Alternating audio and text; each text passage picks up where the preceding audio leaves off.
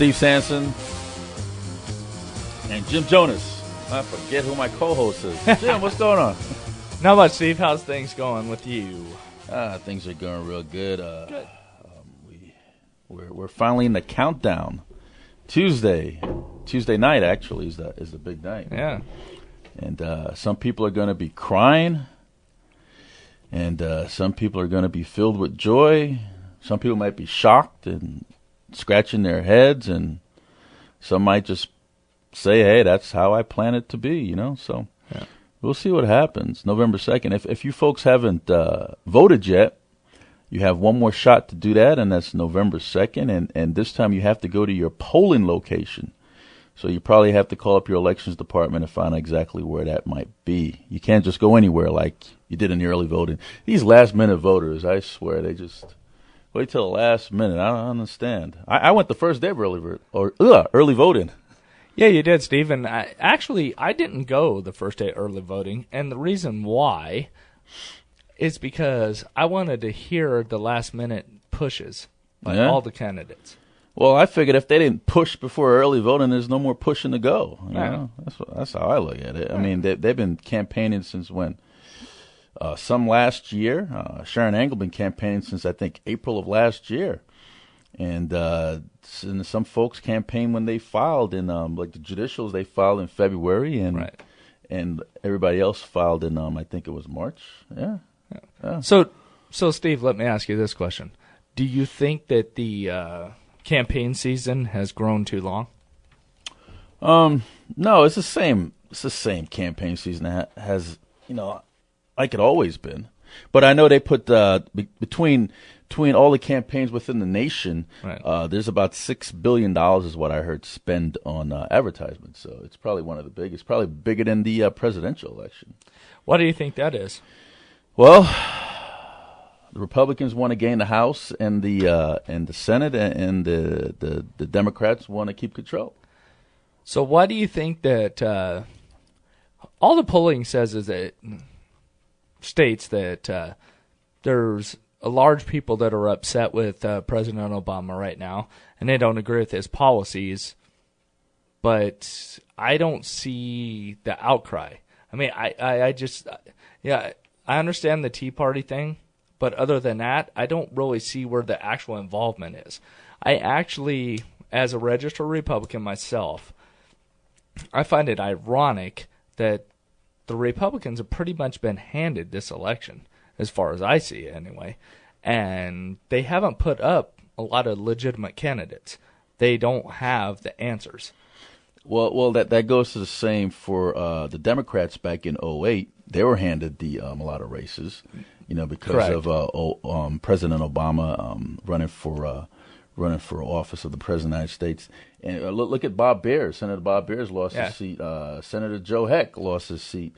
Congressman John Porter lost his seat. All Republicans, all incumbents, and they lost their seats. So, and the except for the congressional seat, the no-name Democrats, names that we weren't familiar with, took those seats from incumbents of very familiar names. So the Democrats were handed some were handed the seats back in 2008. It was their year in 2008, and it looks like now in 2010 it's the Republican year. I don't know. We'll see what happens. Yeah. We'll see what happens. But those folks out there that always complain that there's no jobs out there. I give you a prime example. Laura Davison, you know her. Yeah. She put 30 applications in every day, and she's got about 2 or 3 job offers. In fact, she got 2 jobs right now. So there's jobs out there if you're really hungry for them. Yeah. If you're really hungry for them, there's jobs out there. So just want to give a shout out to her and tell her good job on finding a job, and that was very commendable because she even went outside the box. Not even looking in her spectrum anymore. Just wanted to find some work. See, that's a true Republican right there. Yeah, it is. And that I like that you said that because that's exactly what I was thinking. When it comes right down to it, a lot of people complain, "Oh, I can't find a job." But at the end of the day, one of the things my brother's always told me, someone always needs their toilet cleaned. Wow. I mean, seriously, there is a job available for you if you're willing to go out and work for it, and you don't hold your pride against you. I thought the illegal immigrants had those jobs, the ones that Americans don't want. That's why we still have them around. At least that was the statement that was told to me many moons ago. Well, I don't agree with that. I think that, if you want to work and you want to provide for your family, you're going to do whatever job it takes.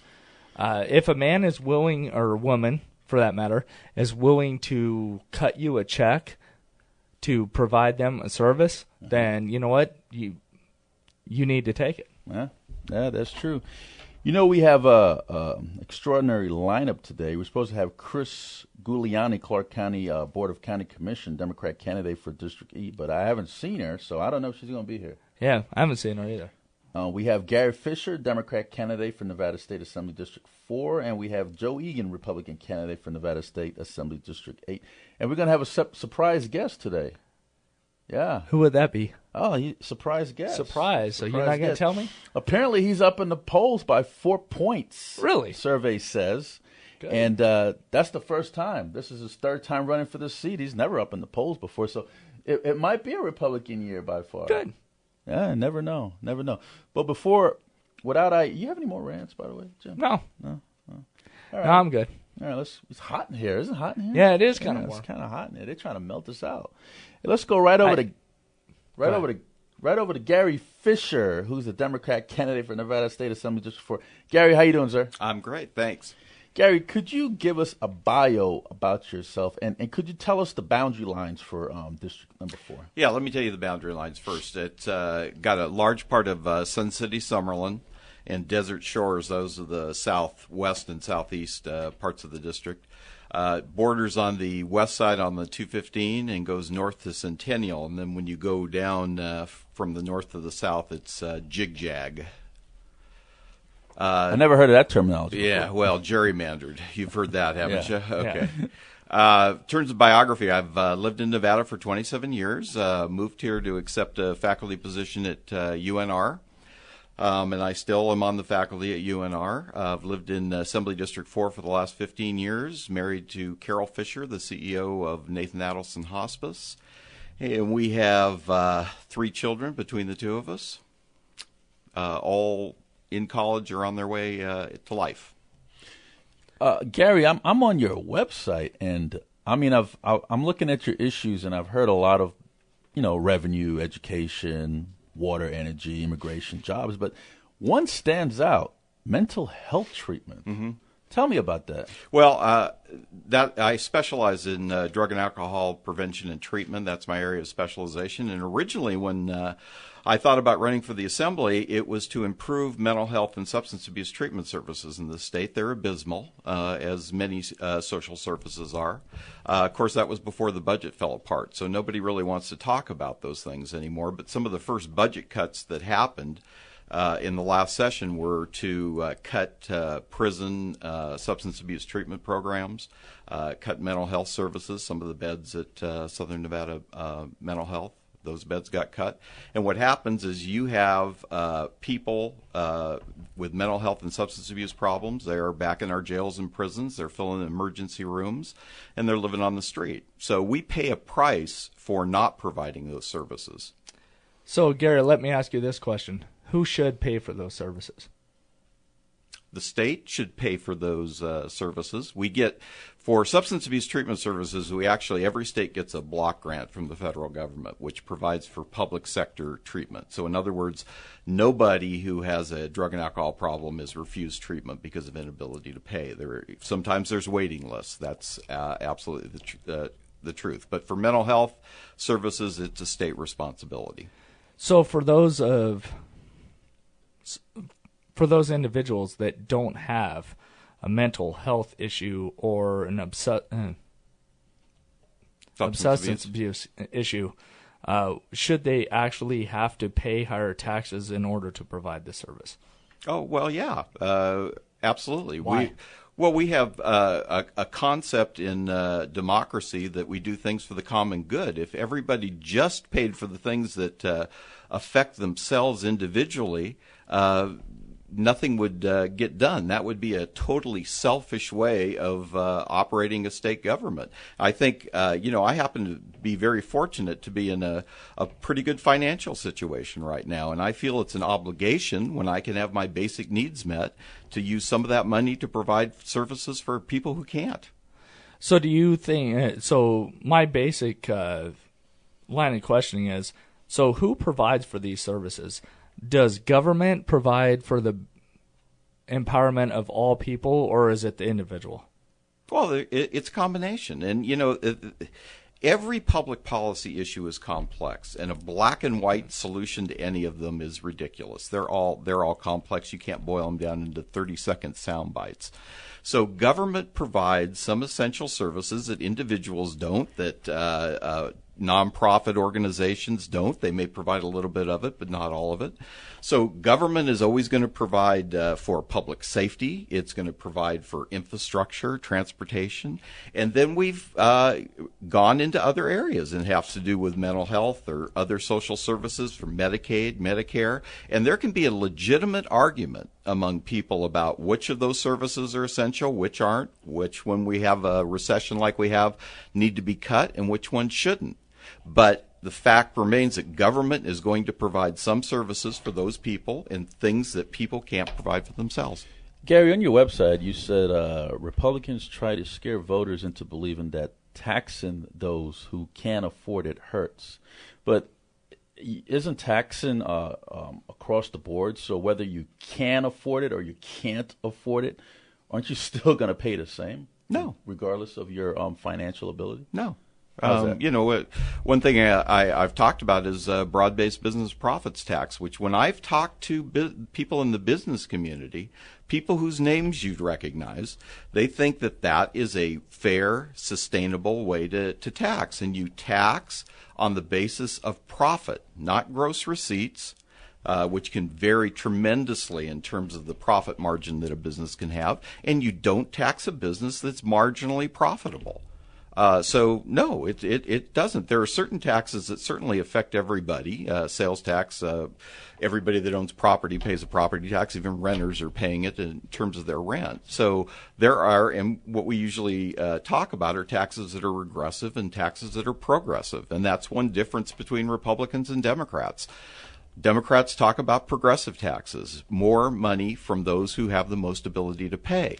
Now, what I hear from Republicans very often is when you talk about a business profits tax or any progressive tax, they start yelling about small businesses. And that's just fear tactics. If a small business is making $200,000 a year in profit, they're doing great. And they can afford to pay something for state services. I think it's unfortunate that the Walmart is in our state charging us exactly the same for their products that they charge in California and not paying to support state services. And their employees may end up using Medicaid services. That seems unreasonable to me. You have jobs as one of your issues. How would you, as a state legislator, how would you bring jobs or boost the economy in the state of Nevada? Well, obviously that's a tremendous challenge right now. The state has few resources to do that. One is our infrastructure projects, and that depends on the state's ability to bond. And if the bonding goes up too high, the interest rates go up, your bonding rating falls. So we have to be cautious about that, but we are going to have to do something in terms of infrastructure projects, put construction people back to work. That's government directly doing something. In the indirect sense, people talk about recruiting alternative energy businesses here, which, I certainly agree with, but we have to realize something. Arizona's got a lot of sun. New Mexico has a lot of sun. California has a lot of sun. We're competing against other states. And when I have talked to people in the business community, they said a new business with good paying jobs doesn't want to come to a state that has a second-rate education system where they can't get a workforce out of the universities, and there's not an infrastructure that supports them getting their products to market in an efficient manner. So we can do things to recruit businesses, but we're going to have to improve those institutions in our state as well. So what's your plan to fix that? Fix education? Yeah. How long do we have today? Well, I mean, if you're running for the assembly, you should have at least a couple things. I do, and I have them on my website. I think, Well, why don't you tell our listeners? But besides the fact that revenue is going to be an issue, and we're going to have to talk about both cutting spending and increasing revenue. Okay. Full-day kindergarten is something that I'm a proponent of. Research shows that the earlier you start education, the fewer problems you're going to have in the future. Reduce dropout rate. You'll reduce the achievement discrepancy. I think that teachers should earn a higher salary, and I think that there should be a concomitant accountability measures. So incentive pay, I agree with, but it shouldn't be based just on test scores. That will encourage teachers to teach to a test. And I was a school psychologist. I will tell you that tests are not a panacea. They're not perfect. And if you simply rely on those, we're going to be doing a disservice. So what's wrong with test scores? I mean, shouldn't the main question I have for you right now, Gary, is if there is no level of judgment, if there's no boundary that you have to meet, then a teacher can do anything. I'm not saying don't use test scores. I'm saying that test scores should not be the sole measure of a teacher's productivity. And I had this a discussion with a friend of our family's one time, and I said, tell me the teacher that you think was the most influential on your children who went through schools in Clark County. And she named somebody who was inspirational, who made her son feel like he could achieve anything, very productive, and she didn't talk about test scores. So there are certain characteristics that a teacher has that are not measured simply by achievement tests. So if you had a system where you did use test scores and principals evaluation and peer evaluation and parents evaluation, I think we can come up with a system that everybody can agree is equitable. But test scores are not perfect. Gary, why are you running against the incumbent? Well, the incumbent is a good guy, good man, provided wonderful service for our country during the time that he was working. But his policies are to say no to everything. He signed a no tax pledge, which locks you into a certain option in terms of your public policies. And you can't start off talking about the crisis that we have without having a full range of public policies. Did he sign that before or after you already filed for office? I don't know. Okay. Besides the tax pledge, why else? Because what I saw from because my understanding is that you usually sign a tax pledge after everybody's already filed, so you wouldn't have known. He would have signed it until you already filed. So I want to know, before you filed, why are you running against the incumbent? Well, because the way he voted in his first term of office was very consistent with that. He voted against the budget. Okay. He voted against increasing the marriage license fee by $5 to provide funds for domestic violence. He voted against alternative energy legislation. He votes no. He voted against the domestic partnership bill.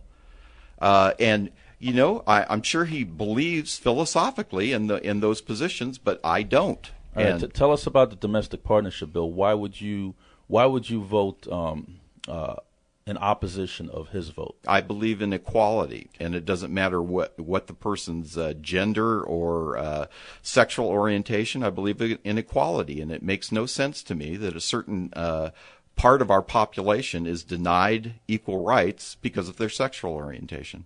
Okay.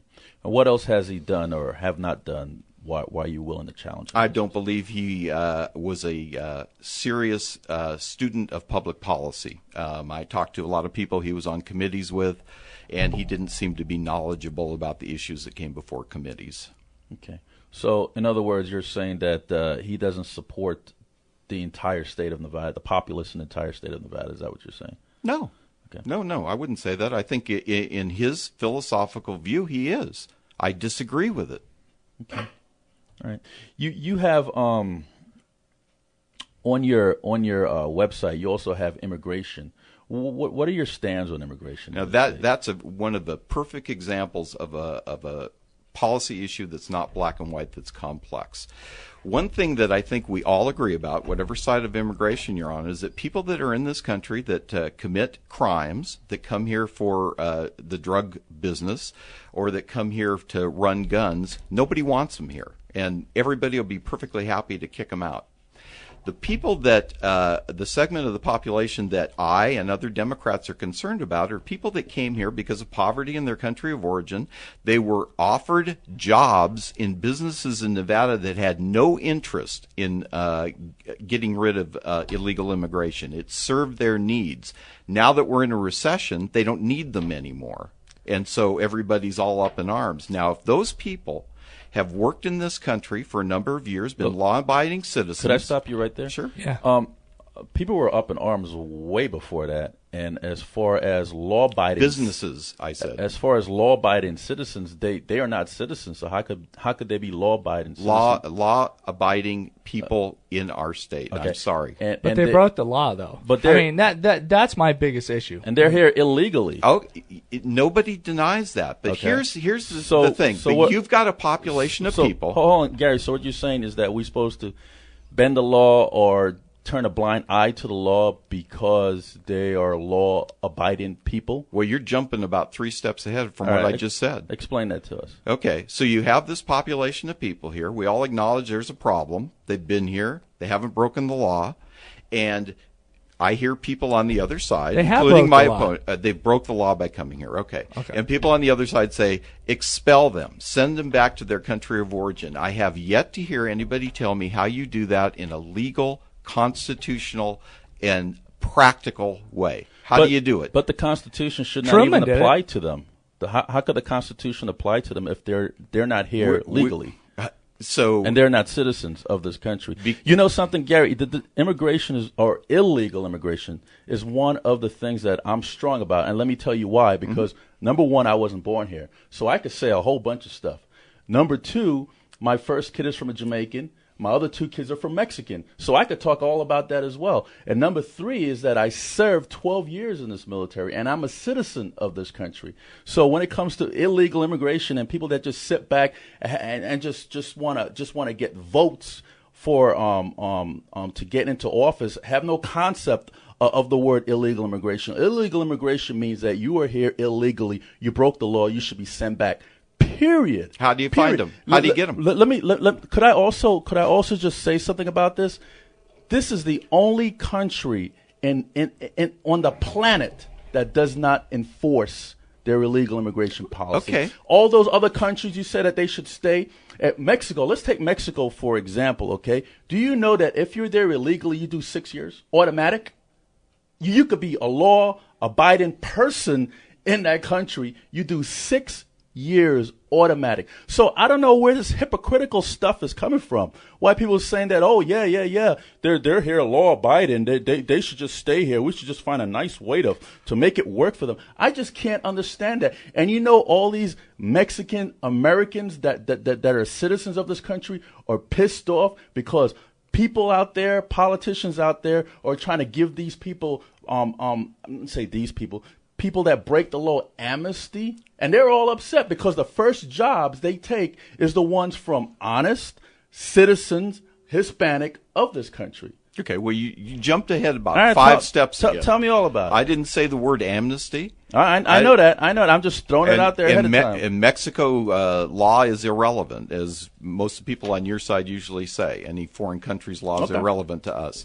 I'm saying you have a problem, and there has to be a practical solution to the problem. You can rant and rave about it all you want. It doesn't change the fact that there's 11 million people here illegally. 12 million. And so let me tell you what's going to happen when you start sending them away. The first time that you send a mother with children back to Mexico who has been here and worked for her businesses or wherever, and her children were babies when she brought them to this country, so they are not citizens either. So whose fault is that? Ours? Just a second. So they've been in school and they've been doing well, and that's going to be your model of what you do for people that are here illegally. And I'm saying what we're arguing about is the number of people that are nobody wants here, and the number of people that, if they were citizens, we'd be proud to have them here in the United States. You know what? That was a choice that they made when they first came to this country and broke our laws. And it just caught up with them. And that's all I got to say about that. Should we send them back because they're here illegally? Absolutely. Yeah. Whether they had babies here or not, I really don't care. Yeah. That way our school system be less populated, and maybe our teachers could teach the American citizens that are here better. And maybe our education system would go up. And maybe our jails won't be so populated. And I'll go right back to the same thing. Maybe all those public hospitals won't be closed down because illegal immigrants are in there using our public system and close our hospitals down. How do you identify them? Well, you could identify them by asking them for their naturalization card. You could ask them for their work visa. You could ask them for their passport. You could run them. I mean, we're in a technology year. I know we can't find Osama bin Laden, but we're in a technology here. We could put a probe on Mars. I'm sure we could identify who is illegal and who's not. We could if we had a tamper-proof identification, but, conservatives don't want that. So, are you sure conservatives don't want it? Conservatives are actually one of the things that most conservatives are really frustrated about is we can't even mandate on a national level that when you go to the polling booth, you have to show your driver's license. That's been overturned by 3 judges now that said that that's inappropriate. How is it inappropriate? You mean to tell me that there's no way to identify citizens? People that don't drive don't have driver's license, but you have to have a tamper-proof identification. And I'll tell you something. It's interesting when you get into heated discussions about illegal immigration, which certainly is an emotional issue for a lot of people. I never hear conservatives talking about the businesses that wanted all those people to come here so they got cheap labor. Oh, well, I'll talk to that specifically. You are absolutely right. Businesses that want this cheap labor and find them, arrest them. Yeah, turn a blind eye to it. I'm 100% with you, Gary. And that is ridiculous. And you have to have a tamper-proof identification because any business can say, "Well, I couldn't tell." Right. They had a phony ID. And what legislator is going to step up to the plate? And I really don't care if they can't tell. That's their problem. They need to tell. They need to make sure. Any business that hire illegal immigrants, because when I ran my business and when I was in charge of hiring and firing people, I made sure that they could prove their citizenship. And little old me could make sure that they could prove their citizenship. I'm sure anybody could make sure. They did. They didn't want to. Exactly. So they should be arrested. They should be fined, and we should put them in jail. Yeah. And after we do that, then there won't be an illegal immigration problem. I think so. I think you're right. You know something? I haven't seen any legislator that's stepping up to the plate to do that because they're all scared. Well, they're all scared of lobbyists. They're all scared of what their party might think about them. They're all scared of what their colleagues might think about them. They're all a bunch of, and I could say it, but I won't. It's a P word. Yeah. And I think they're all that. I don't disagree with you. And also those property managers that hire illegal immigrants, they should be arrested too. Yeah. The problem is that for both sides it becomes a political issue. On the right, it scares people, and on the left, panders to a voting bloc. You know what? It's not a political issue. It's called a constitutional issue. But it and has that's what we need become to a do. political Well, issue. that we need to take the political out of there and take out. Oh, well, that one had that child was born here and their kids. No, that's it. Finally caught up to them. It's called karma. And I know when I do something bad, I might not get hit with it that day. It might catch up to me in the next 10 years. But it's called karma. Things catch up with you. And if a family's here and they're here illegally, they should go back. Period. I don't care. And that's how it's supposed to be. But nobody want to take a stance on this issue because everybody's chicken shit. And that's what they are. They're chicken shit. These politicians that we have in office, they have no balls. They have no gonads. They're just scared of what people might think. People might call them a racist. So what? You know what? And I don't care if they're Asian, Jamaican, whatever. They need to go back. You know what? In Florida, their immigration problem is the Caribbeans. And I'm from there. Mm-hmm. You know? And I think that if people take a stand on this illegal immigration problem and everybody united on this illegal immigration problem, I think we won't have an illegal immigration problem. And I think that our teachers could educate those citizens of America, and I think that our jails will be less populated, and I think our welfare system will be less populated, and our hospitals will be less populated. And that's how I think we should handle it. Okay. Gary, thank you for coming on the show. Thank you for having me. Could you give us your point of contact? Website's www.fisher4nevada.com. Cell phone 702-235-3606.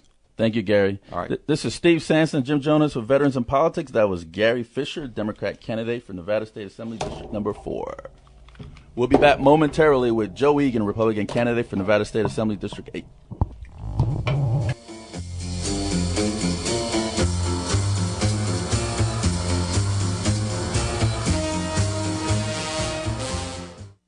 Hello, my name is Steve Sanson. I'm the president of Veterans in Politics International. This country and state are in trouble with budget cuts, unemployment, foreclosures, teacher shortage, dropout rates, terrorism, and a loss of military service members. The outcome of this election will profoundly affect families, both military and non-military. Military men and women are dying for other countries to have the right to vote. As a former member of the United States Marine Corps and the Army, I know how important it is to keep the voters informed. Log on to the website veteransinpolitics.com. All Americans of voting age need to not only vote, but research your choices. The Veterans in Politics organization has taken a proactive approach to supporting candidates who will have the courage to protect all of our freedoms and our Constitution. Visit our website at veteransinpolitics.com. Don't just talk about who you support. Research your choices and vote.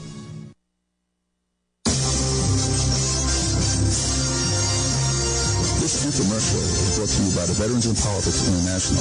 The Veterans in Politics mission is to teach, educate, organize, and awaken our veterans and their families to select, support, and vote intelligently for a better world and to protect ourselves from our own government and a culture of corruption and to be the political voice for those and other groups that do not have one. Remember, 1 in 6 Nevadans are vets. There are too many homeless vets, and more programs are needed at the VA. Every veteran service organization post should adopt a local homeless veteran. Funding of VA medical centers is inadequate, and building a VA hospital in Southern Nevada is moving at a slow pace. The budget has been flatlined for too many years. The VA is too quick to deny claims and too slow to help veterans gather records in support of claims.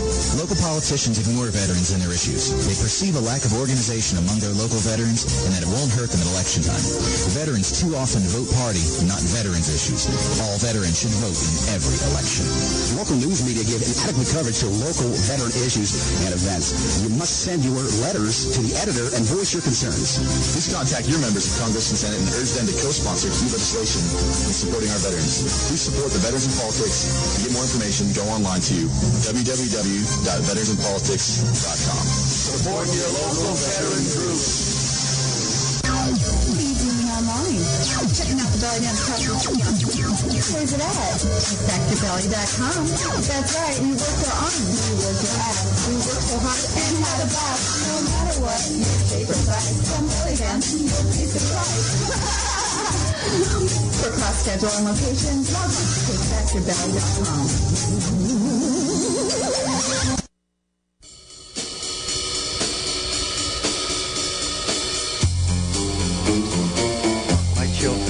We're back. This is Steve Sanson with Veterans in Politics.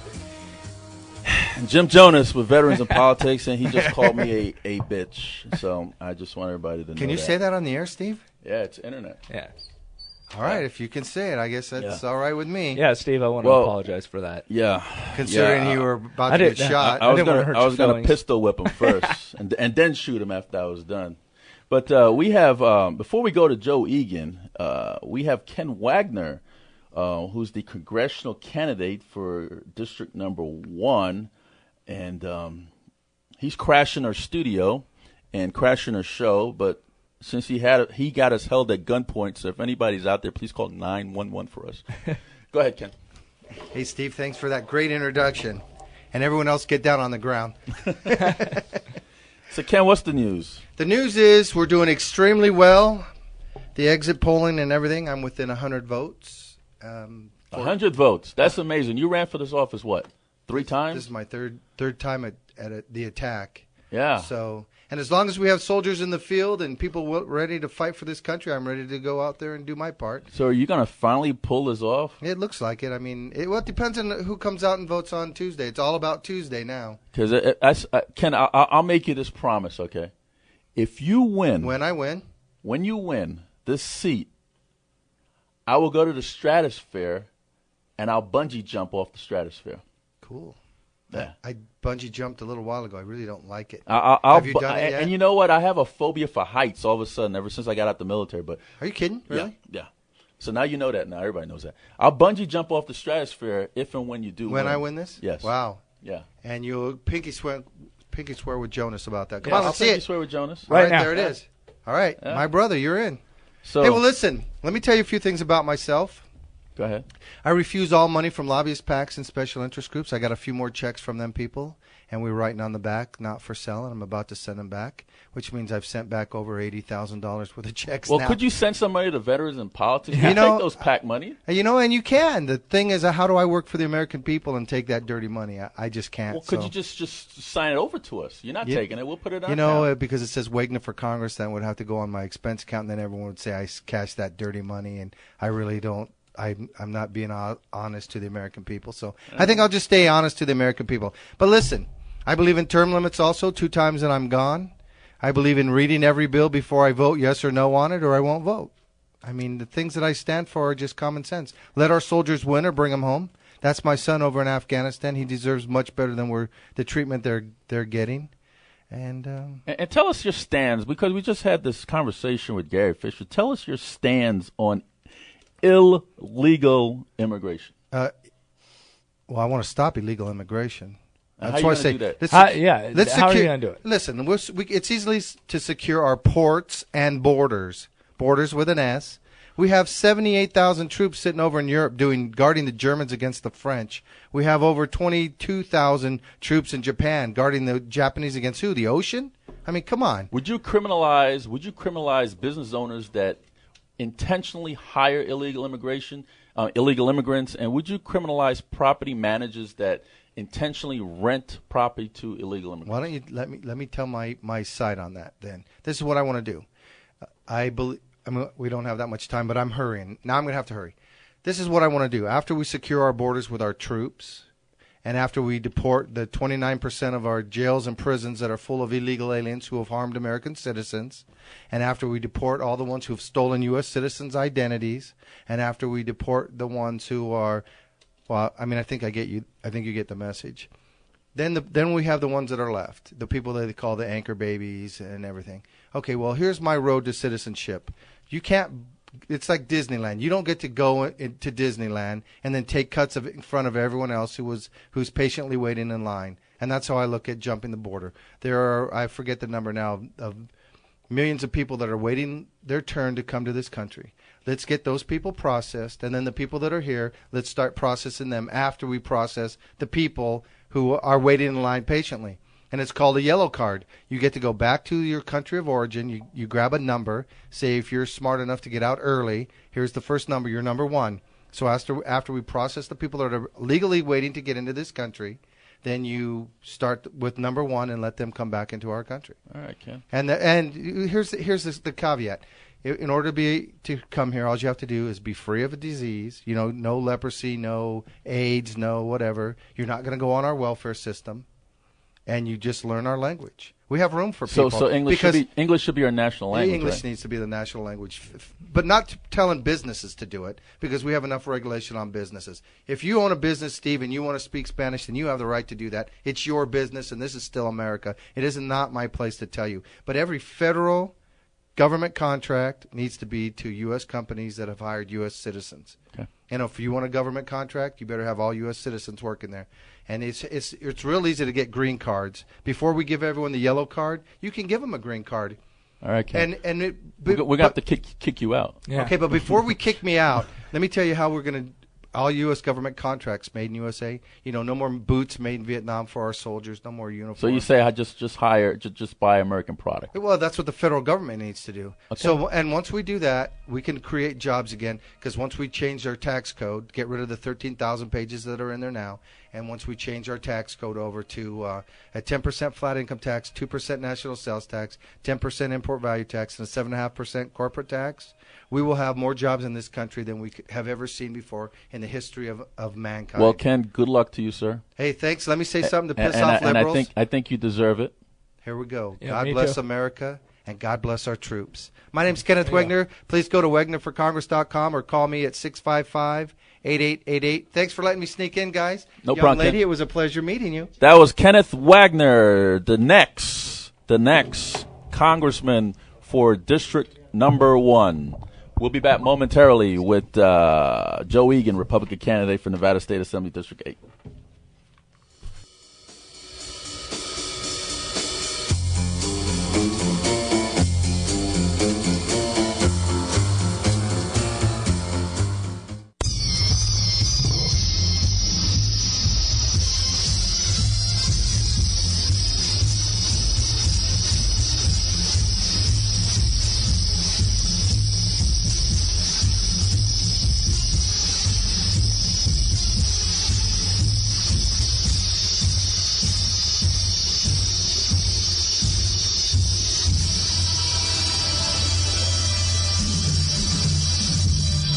This is Chuck Ann Baker, the editor of the Veterans Reporter newspaper, the only newspaper in Nevada for veterans and their families.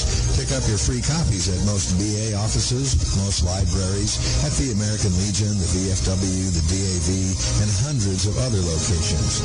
We also produce the Veterans Reporter radio show every Thursday night from 8 to 9 p.m., KLAV Radio, AM 1230, and you stream it live, www.klav1230am.com. This is Chuck Ann Baker for the Veterans Reporter newspaper. What are you doing online? Checking out the Belly Dance Coffee. Where's it at? InspectYourBelly.com. That's right. We work our arms. We work our abs. We work so hard and had a bath. No matter what your favorite class from Belly Dance, you'll be surprised. For cross schedule and locations, log on to InspectYourBelly.com.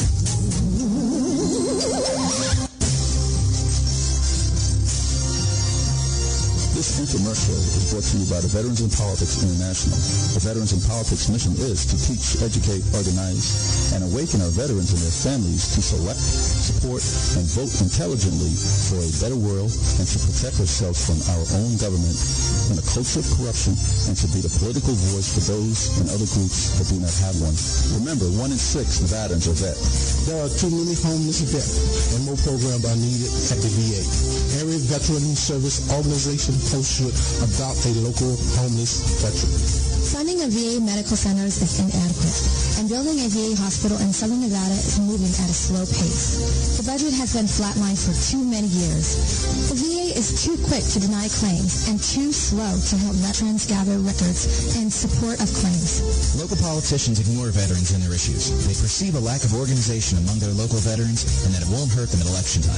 Veterans too often vote party, not veterans issues. All veterans should vote in every election. Local news media give inadequate coverage to local veteran issues and events. You must send your letters to the editor and voice your concerns. Please contact your members of Congress and Senate and urge them to co-sponsor key legislation in supporting our veterans. Please support the Veterans in Politics. To get more information, go online to www.veteransinpolitics.com. Support your local veteran groups.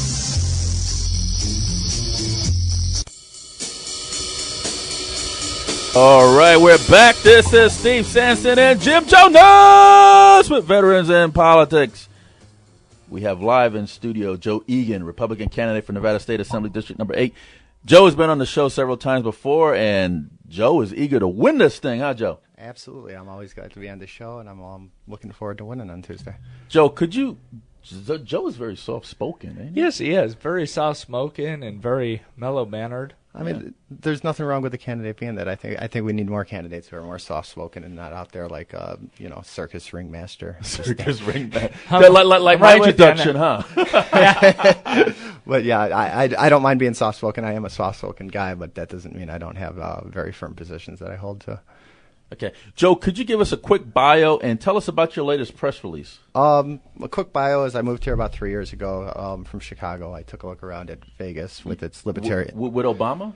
I had to get out of there. Yeah. Oh, okay. You've seen the upcoming with Obama, and Blagojevich, and Daley. I wanted no part of that. So, okay. So I went somewhere else. And Vegas has a libertarian reputation, but it's really not. When you get here and you're on the ground and you see things, it's very heavily regulated by the government. And somebody needed to stand up in my district. There was nobody willing to do it. I stood up and ran against a moderate candidate, beat him in the primary, and I'm looking forward to having a chance on Tuesday to be a state assemblyman. As for your other question on my opponent, he's a government lobbyist. He works for Clark County. He was paid by the county to go up and lobby the legislature. I've been doing battle with the county for the last few weeks trying to get records that are required by law for them to provide me on his lobbying efforts. They at first legally refused to do it until I put out a press release, and they decided, we'll give you some of them. And in just some of the records we were able to review, we were seeing they were sending them up to Carson City, paying expense reports varying from $300 to $800, typically in the $600 range, for him to go to lobby the legislature for 30 minutes a week. He would fly up there for the entire week, lobby for 30 minutes, get paid $600 to $800 on top of his $100,000 salary. And, this is just something right there is a big problem all on its own. But what he was lobbying for is even more alarming. He was lobbying against laws on child pornography. He was lobbying against laws on child prostitution. He was lobbying against the law banning throwing feces at police officers.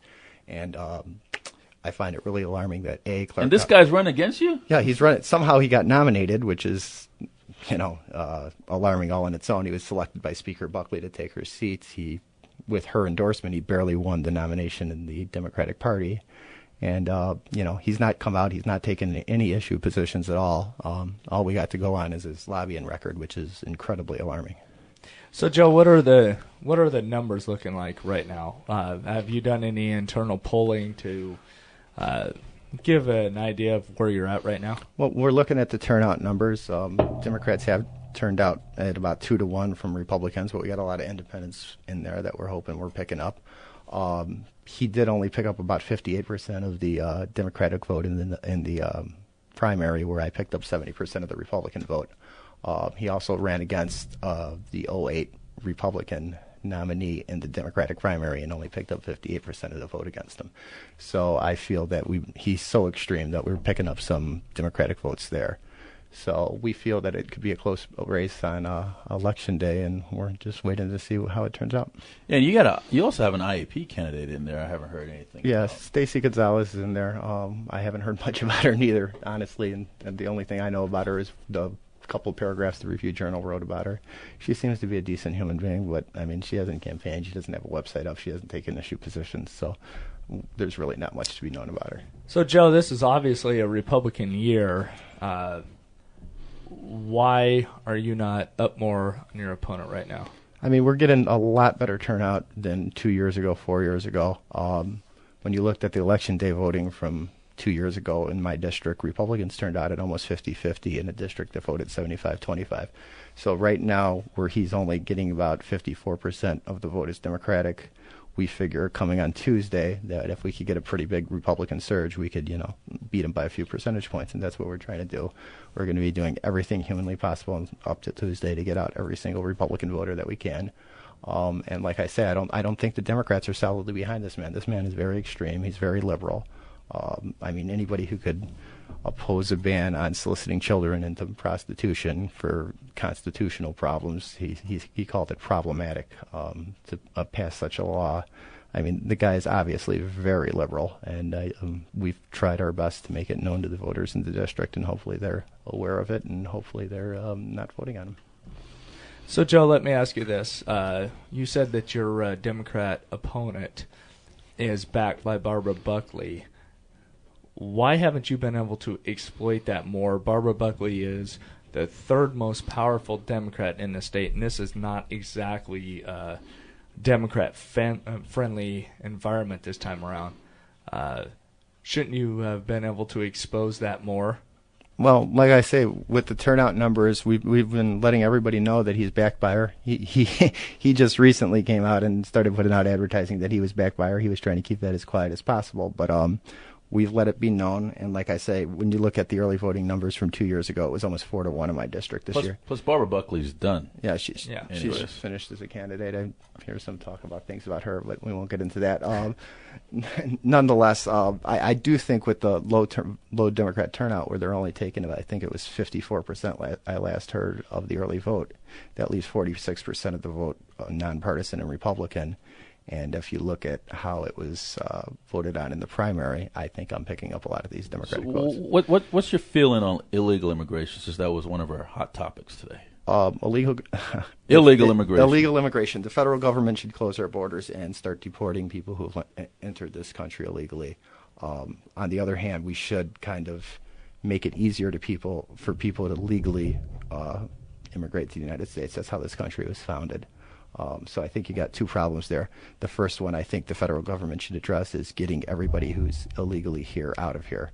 And then we should begin to start a process of bringing in immigrants who want to come here and improve their lives and who have proven themselves not to be criminals or diseased or anything along those lines. Something like what Ken Wegner was saying. But as a state legislator, what role could you see yourself playing as far as illegal immigration is concerned? Well, I don't think we should be using state money to give social programs to anybody who's here illegally, except for emergency medical treatment.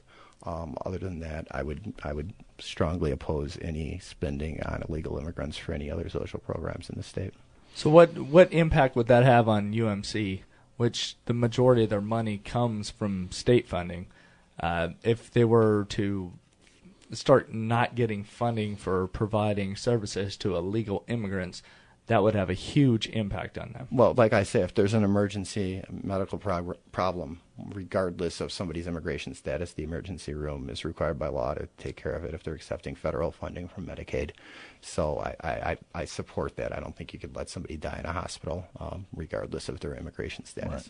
So I mean, there's a federal law on that, and the states don't have a right to override. Plus, that's basically humane, anyways. Because I don't think that we should let somebody die because they're here illegally. But what I have a problem with is people just going to the emergency for a common cold, and then taxpayers get to pay for the hospital. All they're required to do is give you a screening if you come in there. If they determine it's not life threatening, or if there's no chance of organ failure or major pain, then they don't have to treat you, and that's what they should be doing.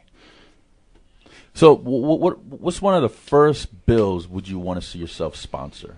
A couple bills really jump out at me. The first one would be the school vouchers. I would sign on to that. I'm shocked that we don't have a school voucher system here. There's not a lot of private education here, and obviously the public education is horrible. So I would like to give parents an opportunity to get their children out of failing public schools. Secondly, I'm very concerned about the 150-plus state boards and commissions that are allowed to add to the NAC, which has the effect of state law. I would like to see those commissions done away with. They're not elected. They're simply appointed. They're not approved by the legislature, and they're able to add things to the NAC, and then as themselves rule on it. They could find a company. They could put your business. They could put you out of business without any legal recourse on the business's part. So I would like to see those boards and commissions done away, and their ability to write things into the NAC also done away. So, Joe, we only have 1 minute. I got one last question to ask you. Okay. So you said our public school system is abominable. It's horrible, yeah. It is. So is there anything you could do as a legislator to repair that, or should we just scrap the whole system and just privatize the whole thing? I think we should start moving toward privatization. I don't think it's feasible to do it all in one session. I think we should take probably a 5 or 10 year look at trying to get the entire state privatized, would be my personal belief. But right now I would just like to put out a voucher program kind of as a test to see how it works. Let parents who want to send their kids to private school get 75% of what the state government is spending to educate their children. And if they want to put up the rest to put their children into private school, and we'll go ahead and see how that looks and then start moving in that direction. Well, Joe, thank you so much for coming on the show. Steve, always a pleasure. Could you give us your contact info? My contact info is Egan at JE4NV.com. My website is eganfornevada.com, and you could reach me on my cell phone at 742-7489. Well, this is Steve Sampson, Jim Jonas with Veterans in Politics, and we encourage everybody to go out and vote. And if you're not sure who to vote for, go onto the veteransandpolitics.com website, and we have our endorsements right there. We also have our videos on there if you don't like our endorsements. Our main thing is to be informed when you go to the voting booth. So don't forget, November 2nd at your polling location. Until next week. Make sure you vote.